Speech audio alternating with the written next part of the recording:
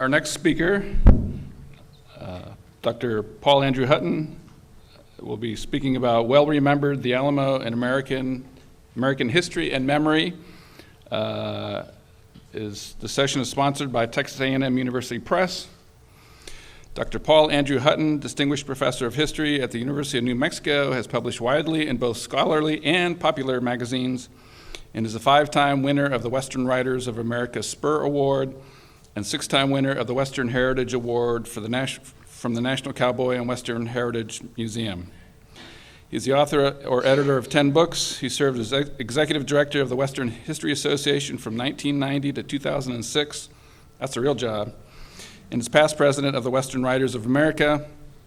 He has written several short films for state and national parks, as well as a dozen television documentaries, and he has appeared in over 300 television programs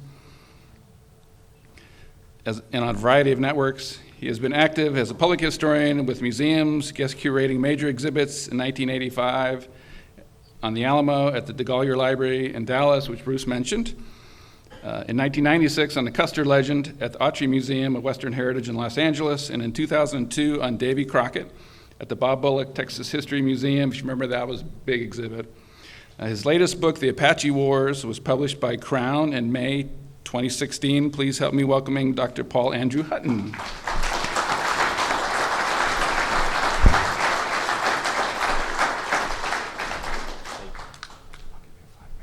All right. Well, good morning. Since we're going down memory lane, I'll point out that I was older than Dr. Winders, and so was indeed infected by the Disney Davy Crockett craze. And when I did the exhibit at the Texas State History, it wasn't. I was actually too young to see the TV show, but I had a comic book, Davy Crockett at the Alamo, with Fez Parker on the cover. And many, many years later, when I did the exhibit at the Texas State History Museum on Davy Crockett, Fez Parker came to the opening, and I got to give him a walkthrough pre-opening of the exhibit, in which I had to pretend to be a distinguished college professor rather than the little kid I was just told by his Fez.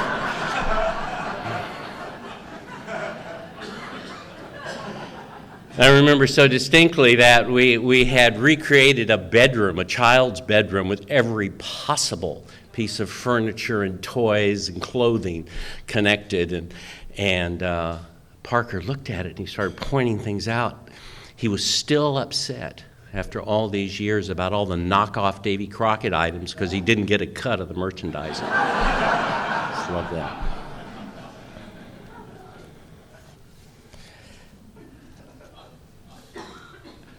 Well, I'm going to talk to you today about the Alamo of history and the Alamo of our imagination, and why the Alamo has remained so important to us. Of course, you know it begins in 1718 with the founding of the Mission San Antonio de Valero.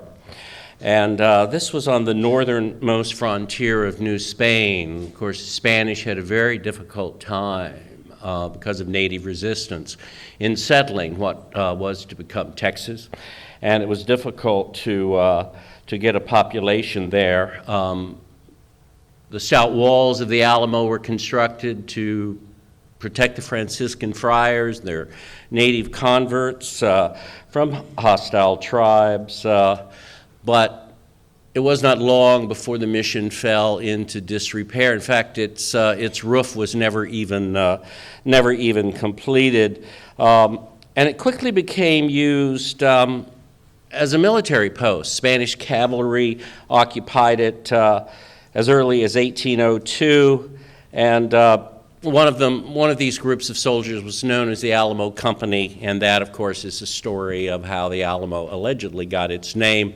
although it may just be because there was a cottonwood tree nearby. That's not nearly as romantic, though, do you think? The power of this story over the American imagination is rather mind-boggling. Certainly the power it's had over my imagination and life has been mind-boggling. In fact, I was sitting last night on the Riverwalk having a drink or two or three and getting nostalgic about all my personal history here in San Antonio, which we don't need to go into. But I was also thinking, watching all the people just on the Riverwalk and listening to the sort of babble of tongues and languages and were going on, and all the music. It was like a cacophony of sound, and I thought to myself, well, my goodness, I guess that's what those boys died for at the Alamo.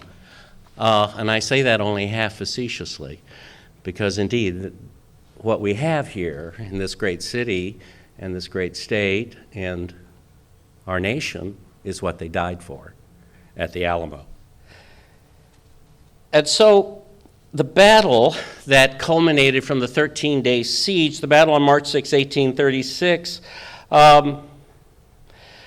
in which 200 or so American defenders, including national celebrity Davy Crockett, were killed by an overwhelming force of troops under General Antonio Lopez de Santana, who described the battle as a small affair, although it had been costly to his army. And he burned, of course, the bodies of the defenders of the Alamo, but Phoenix-like, from the ashes of that fire rose, of course, a towering American legend.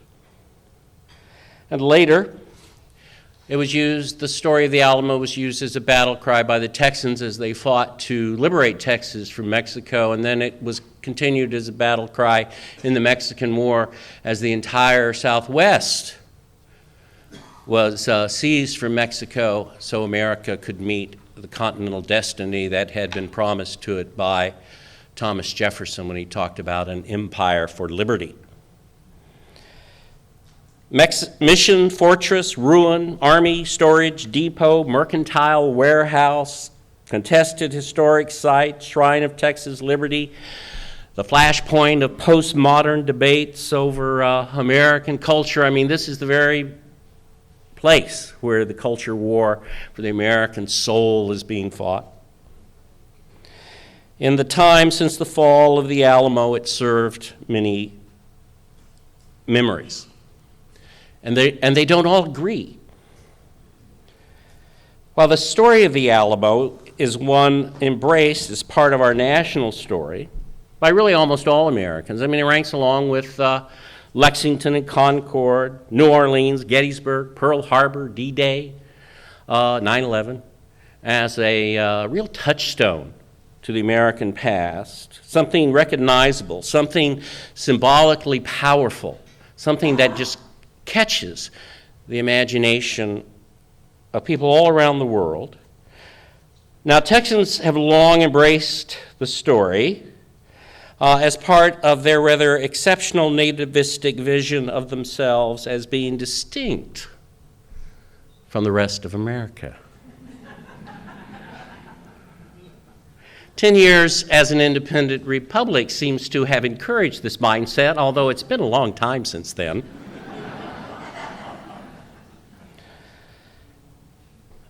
So if you're over in, London having a cocktail, and you turn to some fellow American and say, well, where are you from?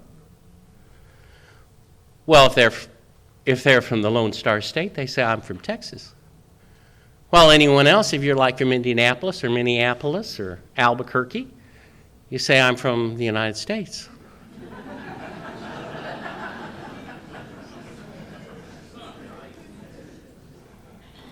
Now, over in New Mexico, we have a lot of angst over the fact that nobody seems to understand that we're part of the United States. I mean, so much so that we actually have on our license plate, this drives me nuts. On our license plates, it says New Mexico, USA, just in case. And it would be hilarious, except I was in Pasadena, California once trying to mail something home, and I swear to you it's true. They wanted to charge me foreign postage to mail to New Mexico.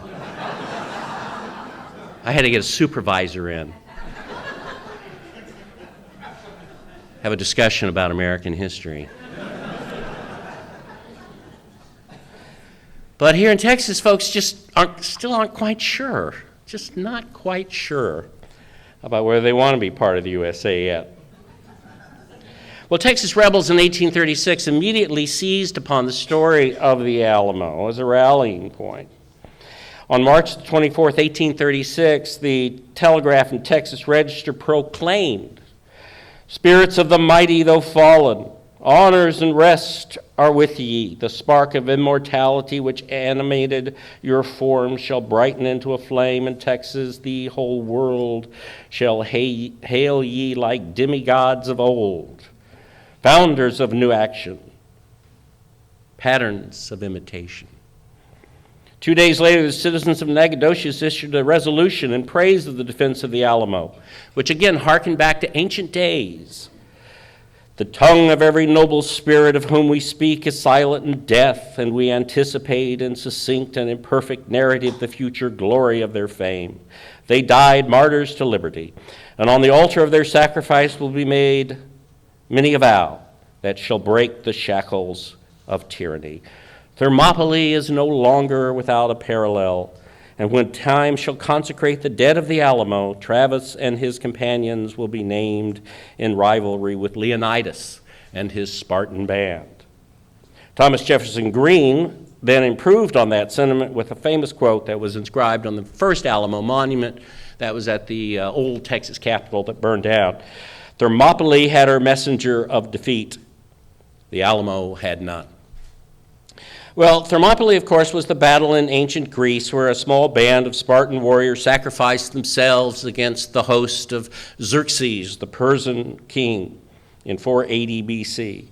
Although they were all killed, the battle gave time for the Greeks to rally and then to eventually defeat Xerxes' forces.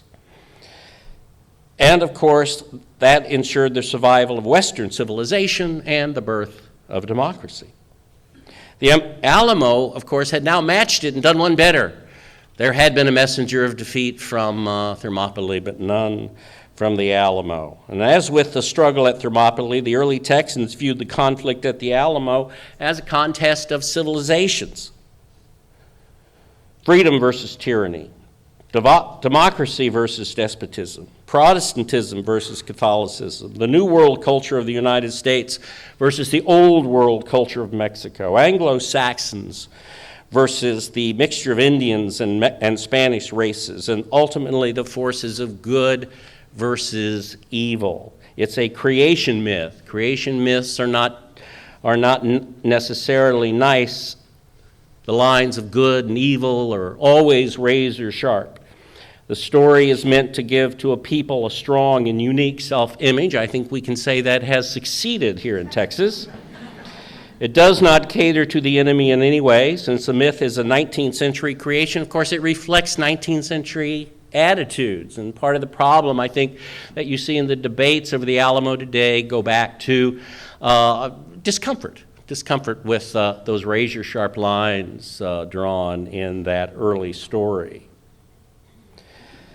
Now, the fact that Tejanos, Hispanic Texans, died fighting against the central government of Santa Anna at the Alamo was generally ignored for about 100 years. Ignored in the historical and the popular literature as well before the 1950s.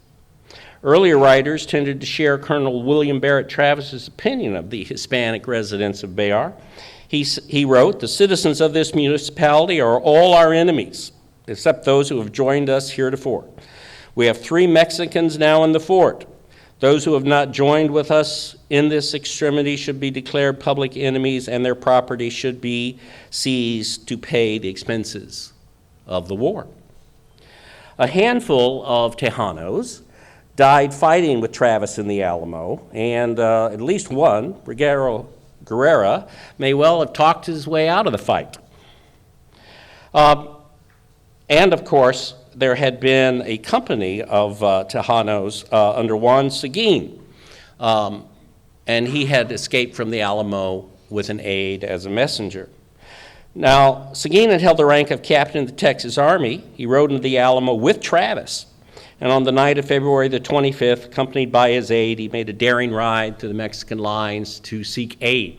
He came back with a company to reinforce the Alamo. He waited at Cibola Creek for reinforcements from Goliad. As you know, those reinforcements never came. He went on to fight in the Battle of San Jacinto, of course, a great hero of the early republic, an early mayor of San Antonio. But eventually, of course, as more and more new people came into Texas who didn't respect the rights of the Hispanics who had joined with the Texans, he was displaced and had to flee to Mexico. Now, during the liberal 1960s, with interest in ethnic minorities, civil rights, and pluralism on the rise, Seguin was suddenly rediscovered. He was featured in John Wayne's 1960 epic film, The Alamo, although he was played as an old man. He was also in a TV movie on the public broadcasting network in 1982, and he was in the 1987 NBC television series, The Alamo, 13 Days to Glory, as well as in Alamo, Price of Freedom, the IMAX film, and the 2004 John Lee Hancock version of the story of the Alamo. To the Hispanic left, however, Seguin was nothing at all to be seen as an acceptable hero. Rudy Acuna, a well-known Chicano scholar and activist, resigned from the advisory board of the PBS program, protesting that, quote, to make heroes of the Mexican people defending the Alamo is like making heroes of the Vichy government. I'll point out that Mr. Acuna is from California, not from Texas. Seguin represents an accommodationist point of view, he said, that promotes the wrong kind of assimilation. David J. Weber, noted historian and a leading member of the PBS advisory board, disagreed. He preferred to view Seguin, as most white liberals of the time did, quote, as a tragic figure in Mexican-American history caught between two cultures in collision. By the 1970s, defenders of the Alamo myth were quick to point to the Tejanos as proof that the battle was part of the eternal struggle for liberty. It was not a race war. When Arizona Governor Bruce Babbitt dared to suggest in a 1979 speech in San Antonio that the Alamo, quote, and I know you Texans really enjoy having people from other states come and tell you about your history, so I'm being careful here. When Arizona Governor Bruce Babbitt gave that speech right here in San Antonio, he said, the Alamo is a symbol of the problem in our relationship with Mexico. A sacred symbol to Texans and an extension of the American ideal, but to Mexico it's a symbol of territory lost, a nation plundered by overbearing gringo neighbors. He actually thought he had presidential aspirations at that time. I knew Bruce Babbitt. I guess he was counting out Texas on that voting, those electoral votes. He was loudly attacked, as you might imagine, by Texans who didn't take kindly to his word. Read the Lubbock Avalanche Journal. The Alamo stands as one of the most cherished examples in recorded history of mankind's eternal struggle. It is not a racial symbol, not even a nationalist symbol, as Governor Babbitt's ignorance would have him believe, but a beacon for all the world to see that man's struggle against repression is never in vain. Governor Babbitt overlooks, if he ever knew, that many Mexicans living in what is now Texas joined in and gave their lives in the revolution against the totalitarian regime personified by Santa Anna. And declared the Attorney General of Texas, Mark White, the heroes of the Alamo don't need defending against a politician 2 states away. See, now Mark White knew that New Mexico was a state, 2 states away.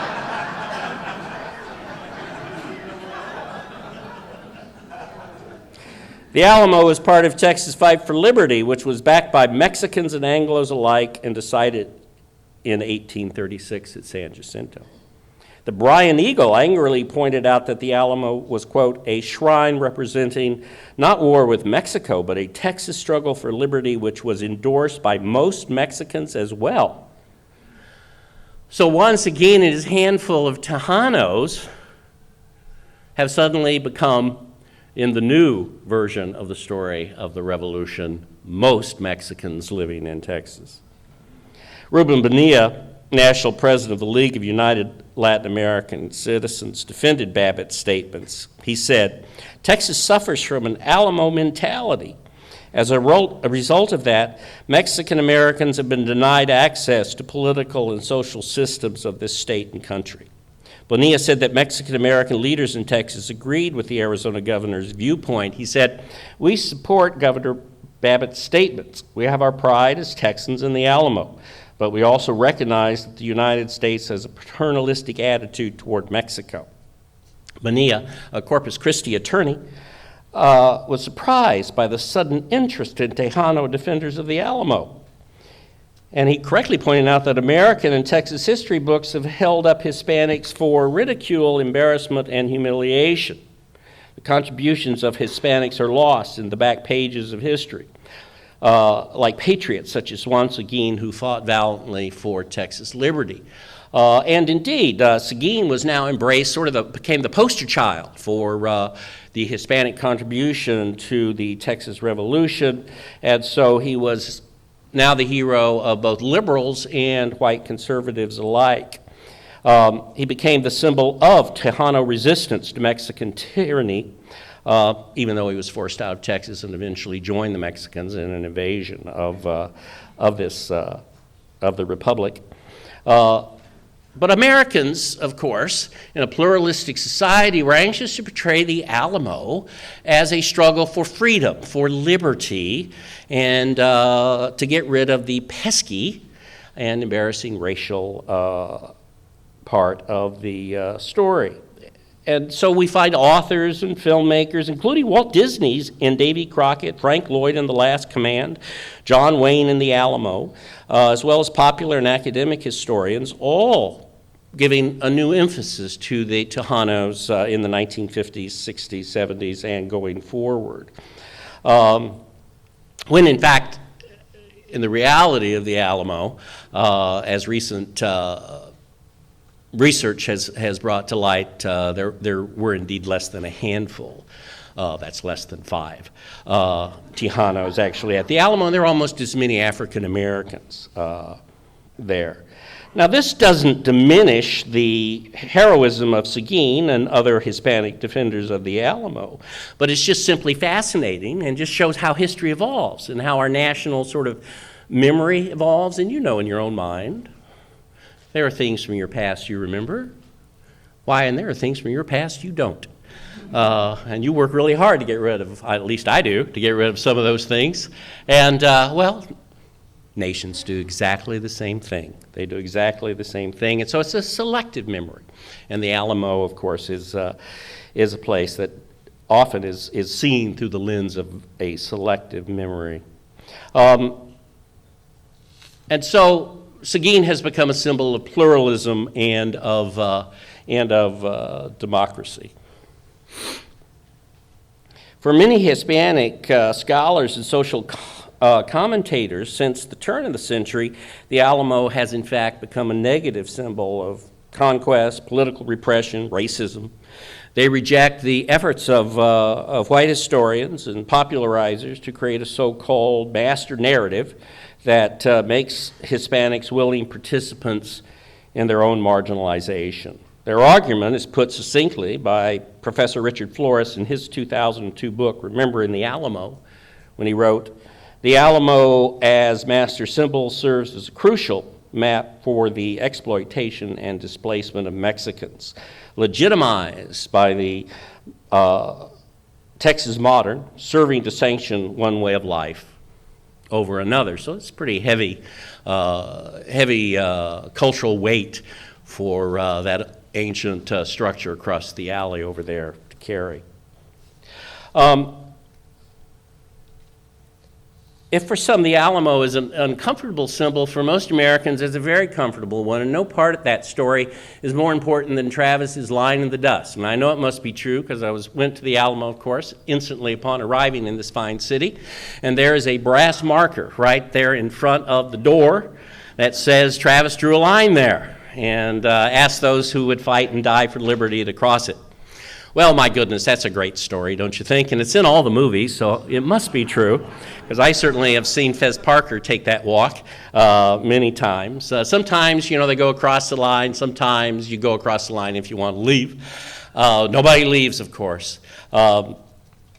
The story, of course, never really caught on with historians because it came from an article by William P. Zuber in the Texas Almanac called An Escape from the Alamo that wasn't published until 1873, and he claimed that this fellow, a man named Lewis Rose, staggered up to his father's ranch and said he had escaped from the Alamo, and he told the story of Travis's lying in the dust. Well, my goodness, this is incredible. We can't get people to go vote these days.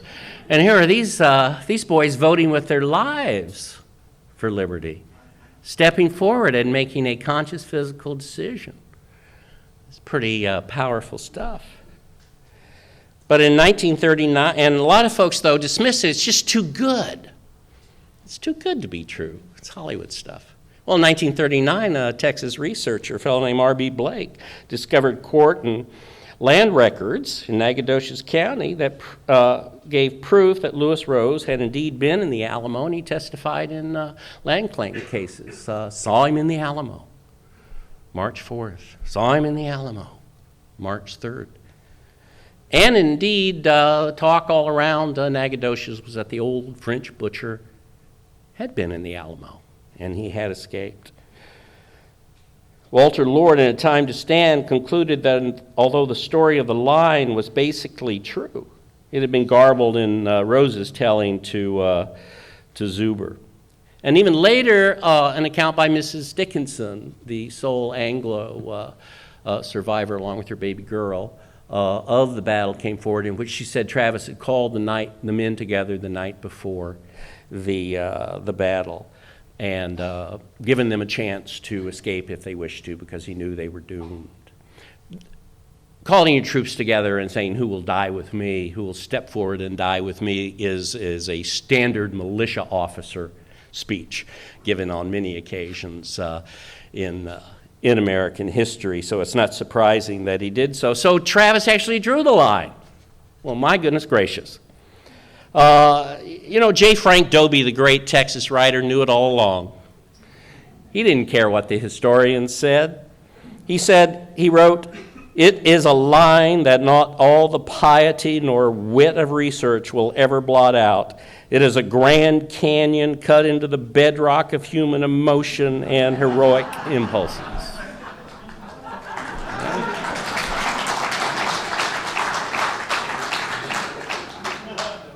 All right. The story of Travis's line, of course, is an inspiring one, and certainly one that holds up the democratic ideal that is so representative of the Alamo. Another symbol of the Alamo, of course, is the great humorist and bear hunter, Davy Crockett. American liberals of the late 20th century had, of course, embraced calls for racial and social justice from President John F. Kennedy, Martin Luther King, and Cesar Chavez. But they had also been weaned in childhood on the very values of another famous American, Walt Disney. Despite his reputation as a political conservative, Disney adhered to the same fundamental liberal beliefs as all Americans do. I tell my students in class, we're all liberals in America. We are. Ronald Reagan was a liberal, for heaven's sake. You want to know what's not a liberal? Is folks flying planes into buildings. Those are not liberals. We represent the Western liberal tradition. And everyone agrees upon the fundamental issues that that founded this nation, and upon our founding documents. That's what bonds us, almost like a civil religion as Americans. And so, liberal and conservative, we just argue over how the pie gets sliced up a little bit. That's all that's going on, despite Bernie Sanders.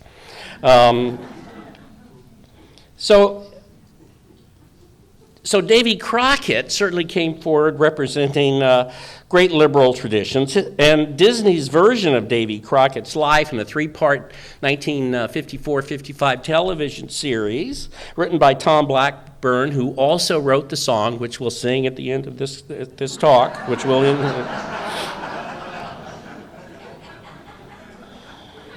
This caused the first baby boomer craze of the 20th century. Folks went nuts, including me, and I'm still there. Once you're infected, you can't get out. Trapped.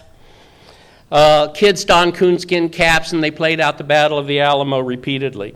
Fez Parker, the star of Disney's show from San Angelo, Texas, where I'll point out I was raised as well,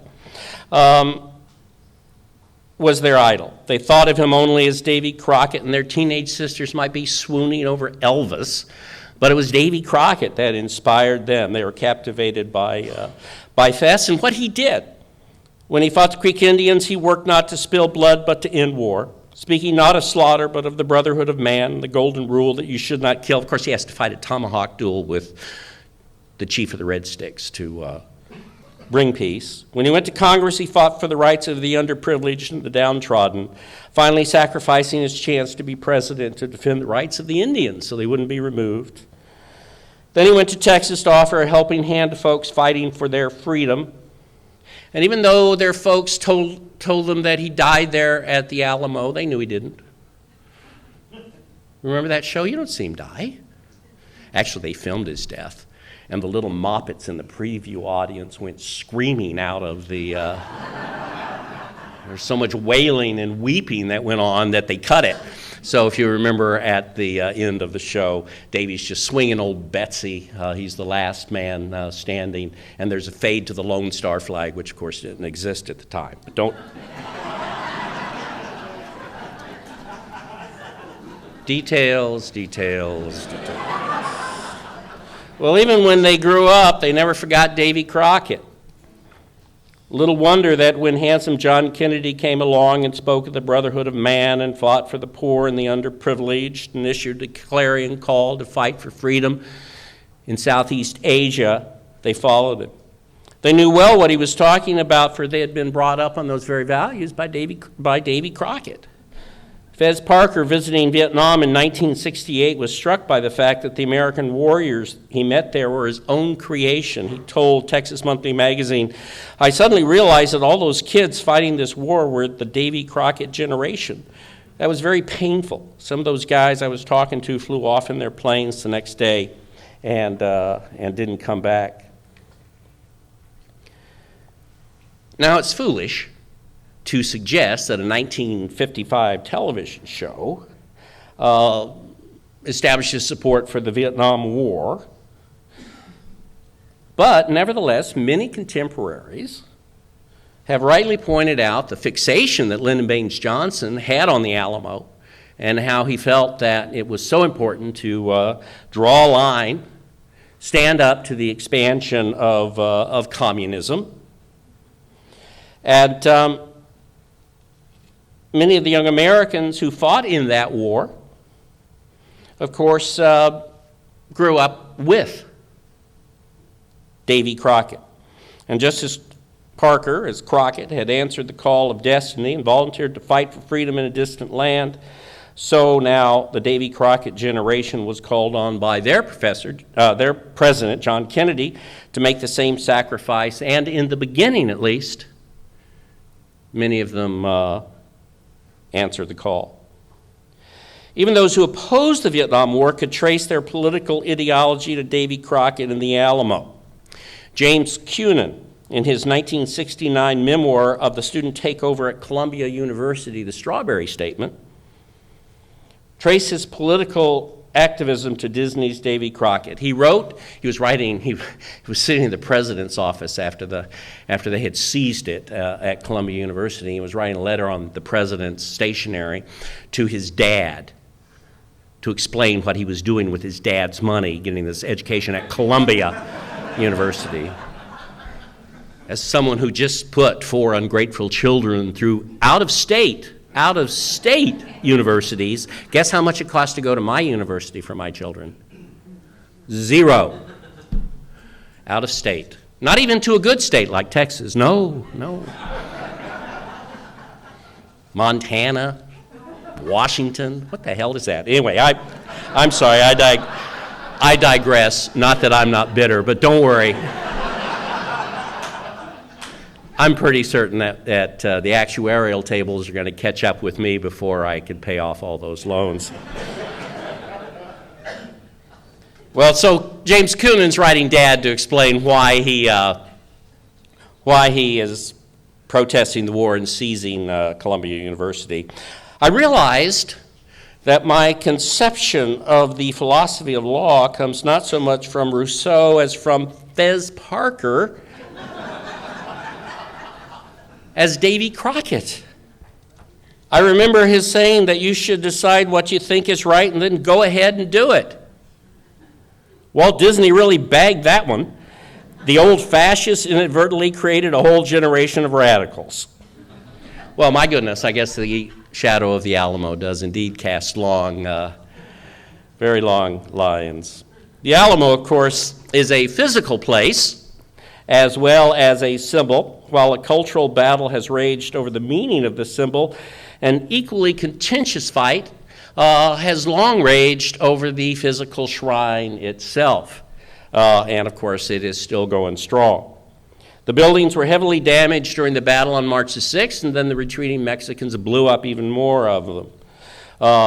For many years, Hispanic residents of San Antonio reoccupied some of the buildings, and everything that was portable was eventually kind of carried off. This happens all over the frontier. That's why they're so tough for historic preservation folk, because anytime a fort is abandoned, the doors, the windows, the stone are all carried off, of course, and they're used to build a barn in Pa's back 40. And so it seemed that the Alamo was actually going to be kind of carried off piecemeal. Well, the U.S. Army rode to the rescue. The annexation of Texas by the United States in 1845, the resultant conflict of Mexico, brought some 2,000 troops to San Antonio under the command of Brigadier General John Wool. And of course, as you know, the troops have never left. By late 1846, Wood's Quartermaster Department was using the Alamo as a supply depot. Repairs were undertaken.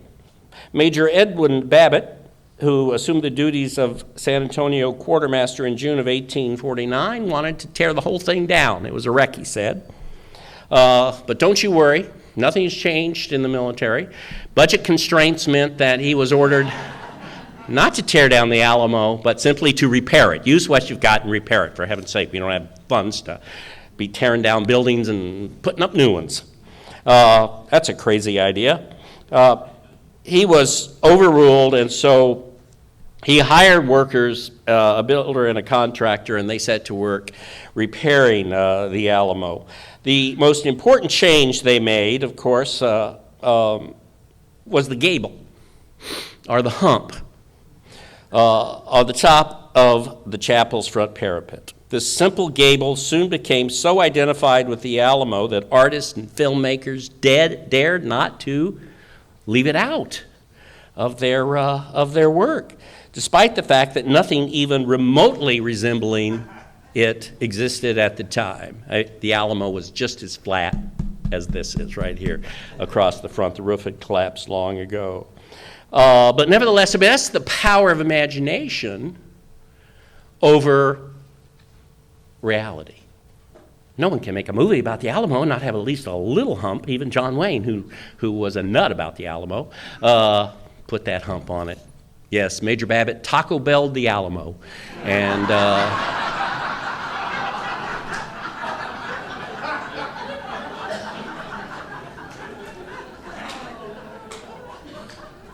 and that's what we have today as one of America's most, right along with Mount Rushmore and the Statue of Liberty, iconographic images in our mind.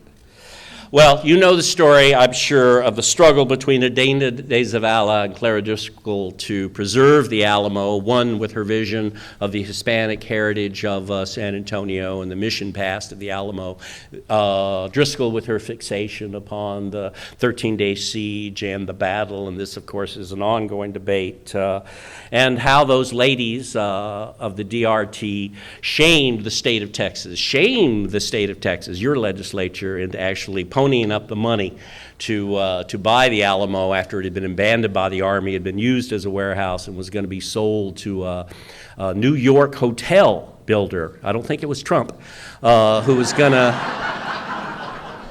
to come and build a big hotel right there. And the city fathers thought, oh, this would be good. This would be nice, big hotel right there by the Alamo. I think we're in it. It was already here. That debate, of course, took on, that second battle of the Alamo took on unfortunate racial overtones, and to solidify the idea that the chapel was the centerpiece of the battle, the second story of the Long Barracks was actually demolished at this time by the state, so that the chapel could be more prominent. And of course, at the time of the Texas Sesquicentennial, a new challenge to the Alamo and to those who ran it, the DRT, the Daughters of the Republic of Texas, came again from outsiders. A fellow named Gary Foreman came down and wanted to redo Alamo Plaza and sort of reconstruct. Actually, I always kind of thought Gary wanted to reconstruct Bracketville, the John Wayne movie set, right here in the middle of the plaza, which I'm not very comfortable with. I like Bracketville, though. But indeed, obviously, work needs to be done. The plaza needs to be parked. Traffic needs to be stopped. The sort of interesting attractions that belong on a sideshow need to be gone, at least a block away, for heaven's sake. And I think that most people can agree on that, except maybe Ozzy Osbourne, who you know took a famous leak upon the Alamo, which was then immortalized by the Texas Swing Group, Asleep at the Wheel, in a song entitled "Don't Go There," which I recommend to all of you. British singer Phil Collins has done considerable damage control for his country, though, as opposed to Osbourne, by his efforts to support Alamo preservation work. Collins is a prominent member of a select group of Alamo celebrity buffs that include the filmmaker David Zucker, who puts Davy Crockett and Alamo images in all of his Naked Gun movies, and the ZZ Top brass player, Dusty Hill. And of course, now, the state has once again taken control of the site, and the debate continues. You know, it's just as simple as this, though. And it goes back to not the Davy Crockett song, actually, but Marty Robbins' 1960 song to accompany John Wayne's film, The Alamo. And the lyric is just says it all. And that kind of comes to the heart of the Alamo story. Once they fought to give us freedom, that is all we need to know of the 13 days of glory at the siege of Alamo. Thanks so much.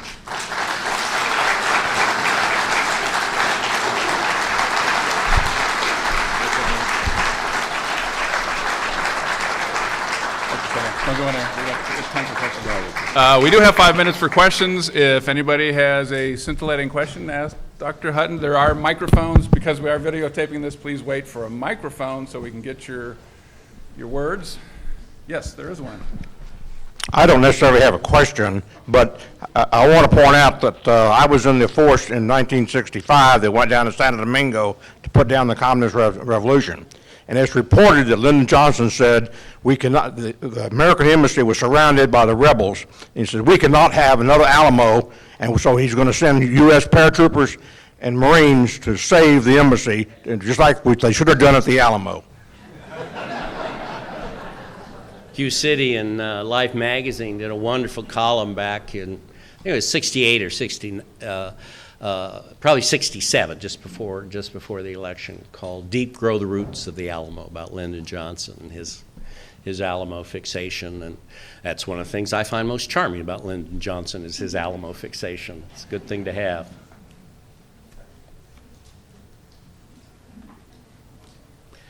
Thanks so much.